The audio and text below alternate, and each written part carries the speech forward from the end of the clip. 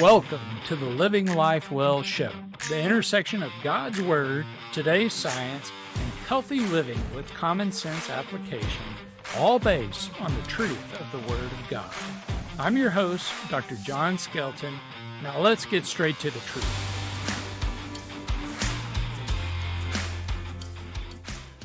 All right, welcome back to the Living Life Well show. I'm excited to talk to you today about gut health and how you can activate your own GLP-1 activity to help with weight loss and curb cravings and all those things. So we're going to start by talking about general gut health. We're going to talk about food, supplements, what to look for in a probiotic, what foods are beneficial. And then we're going to talk about infections, what can derail your gut. So why are we even talking about gut health? Well, we know that about 80% of your immune system is in your gut, starting from your mouth all the way down to where everything exits. Really maintaining that health, making sure that you're free of infection, that you have the right bacteria in there so that your enzymes can work properly, so that those bacteria can contribute properly to the breakdown of the food and substances that you're taking is really important. And it's important for much more than just your gut, because your gut not only affects your immune system, it affects your hormone regulation and on and on and on. So gut health obviously is very important. So today we want to talk about issues that affect our gut, those infections, underactive or overactive immune or organ function that can derail our digestive process. We'll talk about food intolerances and leaky gut and autoimmunity and how you can affect that. So the first thing that we want to start with is food. So what foods are going to be best to keep in? What foods are going to be best to avoid? So the number one thing that we want to avoid as much as possible is any added or artificial sugars. That is going to be the biggest issue that I see with relation to gut health and overall health. The more added sugars and or processed foods that we consume, or artificial sugars that we consume, that is going to cause a disproportionate increase of those bad bacteria and limit the good bacteria that we do need in our gut biome. So number one thing would be to eliminate sugar, at least in any added form. So if you want some examples of what added sugar is, again, you can do a simple Google search for that, and it'll tell you what the different names are for added sugars on the back of those ingredient labels. But one of the things that we think about are, the supplements. We're talking about, biotics, be it a prebiotic, a probiotic, or a postbiotic. So what are all three of these things? So prebiotics are really fiber-based foods. So really what we're talking about is vegetables and fruits. And so vegetables are primarily fiber-based. We don't fully break them down. And as we eat them, it goes through a fermenting process. That process allows proliferation of good bacteria. And so that is how we end up really increasing our gut biome. So the number one thing that most people need to do in their diet is really add in vegetables, not eliminate a bunch of other things, but to add in vegetables. So number one thing that you can do to help your gut, besides eliminating added sugars, is going to be to add in vegetables. And so I recommend at least 4 servings of cooked vegetables a day. 6 would be great, but 4 will be really good and kind of get you started. Now, if you want to take it a little bit further and get those vegetables in a form, or foods in a form, that are already starting that fermenting process, looking at things like yogurt or kefir or kombucha, even some fermented foods like sauerkraut. Some pickles can be fermented, but typically that's going to be more somebody that's doing it at home without vinegar. So usually going to the store and trying to buy store-bought pickles, you're not going to find that. Of course, ginger beer would be a drink that you could have. In addition, wine. There's lots of different foods that are fermented. The big key is when you're buying these off the shelf, again, you want to look for those additives, those preservatives that may be put in there to alter the taste a bit so that it is more palatable. If you do have added sugars or artificial sugars, that again is going to change the effectiveness to a certain degree. So that would be an example of a natural pre and probiotic. Probiotics are basically the bacteria that we need. Those good bacteria that are going to come in and help regulate our immune system, regulate our gut so that everything is running properly. So that is kind of pre and probiotics. We'll get down to what a good supplemental probiotic looks like in just a minute. But postbiotics is maybe a little bit of a different or less often discussed concept. And so these would be resulting from having a good gut biome. You see, as we break down our foods, break down the bacteria, different substances are produced, amino acids, different vitamins, vitamin K, vitamin B also can lead to absorption of nutrients and utilization of nutrients better as we continue to have a good profile of gut microbiome. So what makes a good profile of a gut microbiome that is healthy? Well, it's got to have a varied array of bacteria. And so we want to have a varied array of bacteria, but we also want to have the right amounts of those bacteria as well. And so when you are looking for a probiotic to take, which would be containing bacteria that you would be ingesting, you want to look for something that has at least 15 billion CFUs or colony forming units. If a dose of that has less than 15 billion, it's really not that helpful. We need that much to really help proliferate and colonize the gut so that it can be utilized to break down all the food that we're eating properly so that you can get those good postbiotics as a result of having a good microbiome. So what constitutes a good microbiome? I'm not going to go over every bacteria, but I'm going to go over the few common bacteria that you can find out on store shelves or supplement websites. So you want to look for probiotics that have lactobacillus, Saccharomyces boulardii, Bifidobacterium, even E. coli, Bacillus, and Akkermansia. And so let's talk about why we want those. So lactobacillus is found in breast milk, it's found throughout our bodies. And really what it helps to do is it helps to regulate the pH in the gut, which helps to ward off infection. It is involved in the immune response, and it's also involved in renewing the gut lining. And then Saccharomyces is a yeast. It was originally found in an extract from a lychee fruit, and it really helps kill off Candida. We see Candida infection come on quite frequently with patients that may be diabetics, or we see it also very commonly after having antibiotics. So if you're ever on antibiotics, I recommend that you are in a good probiotic that has Saccharomyces boulardii in it because it may help to ward off you getting a yeast infection. So for any of you that do frequently get any sort of yeast infection, this would be something that would be very important for you to make sure that you're taking in a probiotic form. Now, Bifidobacterium is the largest number of bacteria in the gut. It constitutes anywhere from 90 to 98% of the bacteria in a baby's gut. And it really helps with our immune response, helps with gut repair, but it really is involved in adding those postbiotic nutrients, if you will. It helps to make different amino acids and proteins, vitamin K, multiple forms of the B vitamin, and really goes on to help with the absorption of calcium and iron and vitamin D. And so Bifidobacterium is very important, as you can see from the postbiotic aspect that we get from it. Now, there's E. coli, and there's actually good E. coli. E. coli has turned into a dirty word.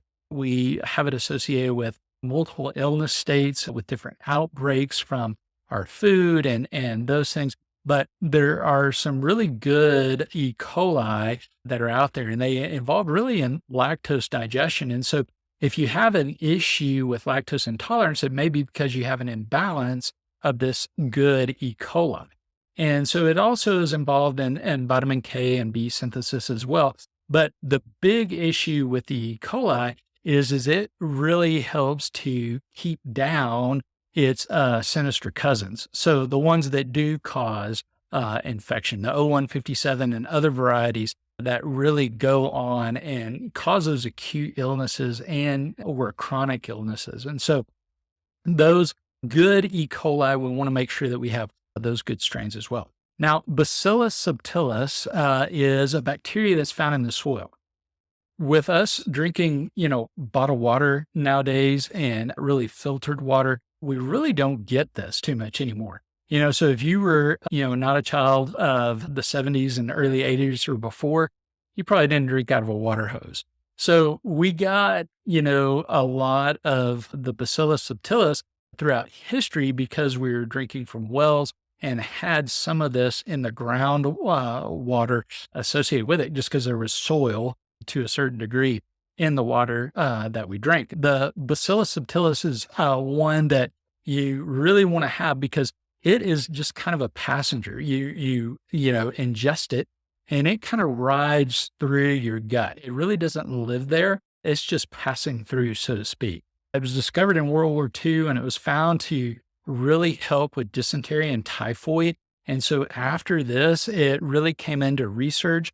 And that's where we found that if you have good levels of the Bacillus subtilis, you had less allergies, less autoimmunity, and people were healthier. So for clients that may have an autoimmune disease or have lots of allergies, if they don't have any bacillus, which they probably don't on a regular basis, this would be something that you would want to look for in a good probiotic. And then finally, Akkermansia.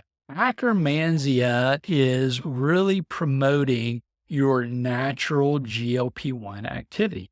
So for patients that are having stubborn weight issues and or insulin resistance and or diabetics, Akkermansia can be huge. So frequently when I test clients, there's a complete absence of Akkermansia. And so now Akkermansia is becoming more in vogue. It was really discovered in 2004. Just recently, they're starting to make mainline probiotics for the Akkermansia. And as we kind of continue along, I think that you will see them not just by themselves, but as we get better at getting this in a form that is digestible and usable, you will see it combined with these other bacteria that I've recommended. And so really Akkermansia is going to be critical for anybody that is having any of those issues with either not being able to lose weight and or insulin resistance. Because really it helps to kind of decrease your appetite, like we've talked about in the episode a little while back where we talked about GLP-1s and kind of their effects. And so you can go back and listen to that if you want to understand a little bit more about GLP-1s. But you want to increase this in a natural state, in that kind of postbiotic benefit state that we were talking about earlier. But Akkermansia really is only a small percentage of the gut. The Akkermansia really only accounts for about 3 to 5%. So I want to talk about infections, but I kind of want to start with a little bit of analogy. So if we take a brook or an underground spring and we contaminate it at that source, what happens downstream? Well, we see the whole ecosystem is changed, right? So the fish aren't going to be as populous or as big or as healthy. The plants that are growing in that river or stream are going to be affected by that in number as well as how hardy they are. And then, of course, that's going to translate down to the underlying microscopic ecosystem, the bacteria and protozoa even that are in that river. And so when we have a contamination that starts at the headstream, it is going to affect everything downstream from it. So when we're looking at the gut, really we even start with the mouth. And so gut infections, dental or gum disease can be an issue that can cause problems all the way downstream. We are ingesting bacteria every single day, whether you realize it or not. No matter how much you wash your hands, no matter how much you clean your food, you are ingesting some bacteria. We're relying on a good, healthy system to really be able to fend off the effects of those bacteria. So we see staph and strep infections commonly in our upper airway and even in our mouth and throat and the tonsils. And so if we can take steps to minimize that, that is going to be helpful right there. But what I really want to talk about is a little further down. It's actually in the stomach. And really, where I see the biggest issue for people is with H. pylori infection. When we have an H. pylori infection that's very near the headwaters or kind of start of digestion, it is going to disrupt everything below that. As we said before, the postbiotics are really responsible, and these bacteria are really responsible for a lot of synthesis of our vitamins and nutrients, amino acids, in addition, hormones that are used, even dopamine is synthesized. And so when we have an infection or disruptor right at the beginning stages of digestion, that's going to throw everything else off downstream. So when we see H. pylori, we virtually never see it be an actor by itself. When I test people and I see H. pylori infection, guaranteed there are other infections that are going along with it. It is such a disruptor to the digestive process because it alters the pH in the stomach, which is at a set level to really help us digest our foods properly so that we can then reabsorb as we transition through the small intestine down to the large intestine and out, so that we're getting the appropriate nutrients at the proper size as it travels through our body. And so when we have H. pylori infection, it can lead to what's called dysbiosis. Dysbiosis is bacteria that have made it into the small intestine. And we see this a lot, very commonly with E. coli, but other opportunistic bacteria as well, maybe even staph, strep, potentially even Pseudomonas can be an issue. And so when you have H. pylori infection, you almost always have dysbiosis. And so we want to look at those possibilities. And the best way to do that is through a GI map. This isn't something that you're typically going to get at your regular mainstream physician's office. Yes, they may test your stool. Yes, they may look for protozoa. They may look at the flora. But I can tell you what comes back when you send a stool sample in and they send it into a standard lab. It will come back saying 3+ normal flora, 4+ normal flora. It doesn't tell you the number of bacteria in each category and doesn't even tell you the categories that are present. So if Akkermansia is absent, it's not going to tell you that. If you have really low levels of, say, lactobacillus or bifidobacterium, it's not going to tell you that. Now, what it will tell you, it might tell you if you have Pseudomonas, depends on where the Pseudomonas is living. Also, where the E. coli is. Depending, you might have a physician that does a stool test for H. pylori and could see it there, or maybe a breath test or a biopsy by a GI doctor who's done an endoscopy. And so doing a GI map is a great way to really see about infection, as well as also seeing that gut microbiome. So if you have issues with your gut, if you've been told that you have IBS, if you've been told that you have reflux, if you've been told that you have chronic constipation, I really recommend getting this GI map because it may give you a much better idea as to where your gut microbiome is lacking and or what infections may be present that are causing your symptoms. So that's it for today. Nice, short and sweet. I'm not going to get into the different ways to treat these infections and those things. That is going to be something that you would really need to speak with your physician about. But I encourage you, if you have a history of IBS, if you have a history of H. pylori or ulcers or chronic reflux, you don't necessarily have to take medications and live this way. There could be a infection that's causing this and or an imbalance, most likely both, that are going on in your gut that are leading to your symptoms. So I hope this has been helpful. I hope this has been informative. Thanks and God bless. That's it for this episode of the Living Life Well show. If you like what you've heard and want to learn more, or want to know how to put this into practice for yourself, go to livelifewellclinic.com. Until next time, this is Dr. John Skelton saying go out and live the truth so you can live life well. The preceding is for entertainment and educational purposes only. It is not meant to be used to prevent, diagnose, treat, or cure any condition. The information contained in this show does not substitute the need for a qualified medical professional, nor is it meant to provide medical advice or services.